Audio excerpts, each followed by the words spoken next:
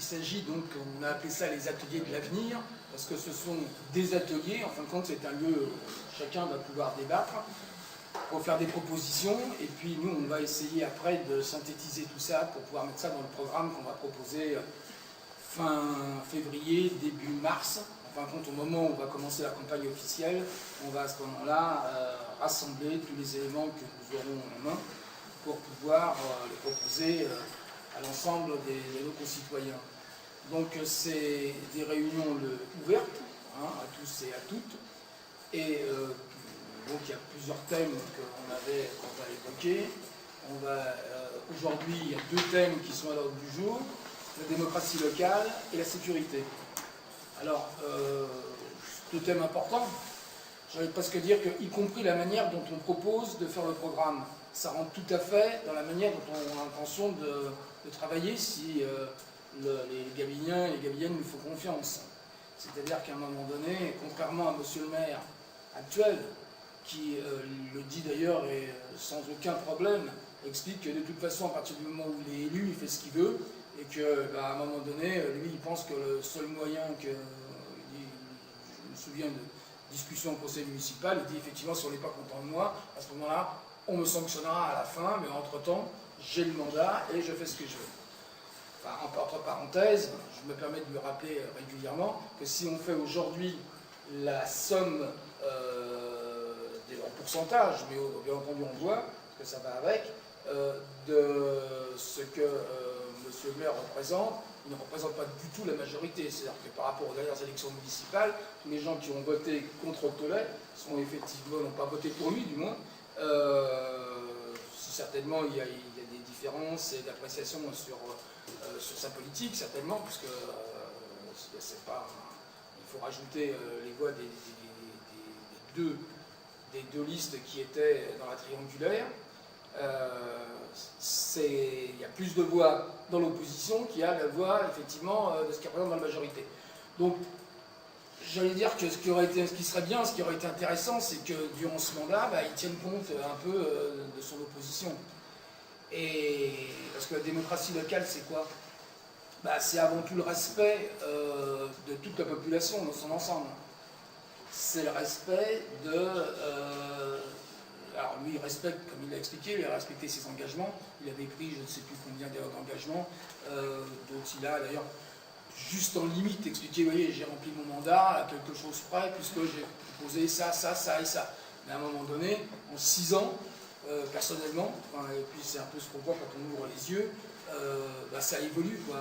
Donc il serait bien qu'il y ait d'une manière permanente une possibilité pour la population de s'exprimer et d'avoir une véritable communication, de véritables débats.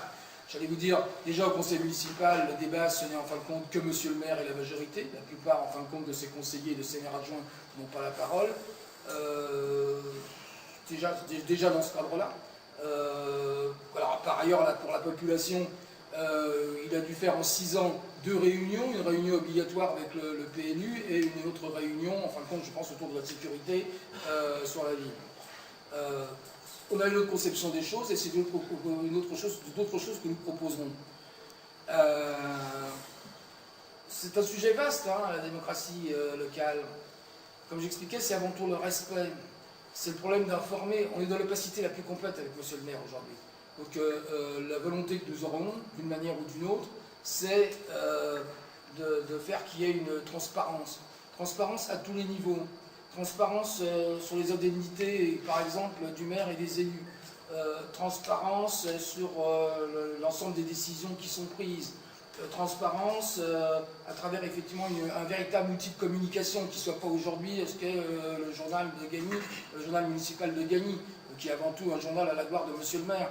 Vous y trouvez dans certains numéros plus de 10 photos de monsieur le maire qui fait son one-man show permanent.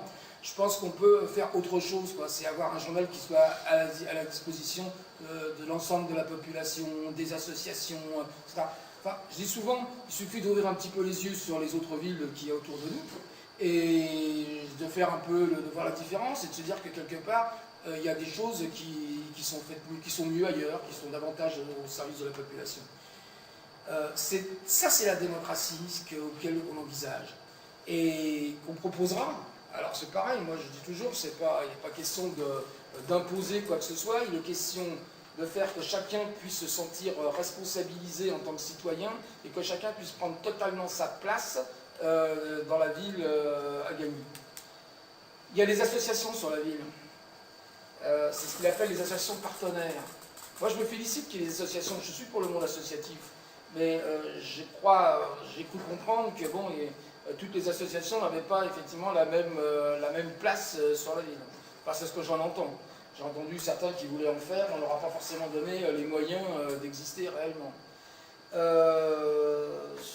Donc ça, par exemple, dans ce cadre-là, nous irons plus loin. Je pense qu'on peut aller beaucoup plus loin, encore une fois, au service de tous. Quoi d'autre encore? Je pense qu'il y a un communiqué. Pourquoi les conseils municipaux ne seraient-ils pas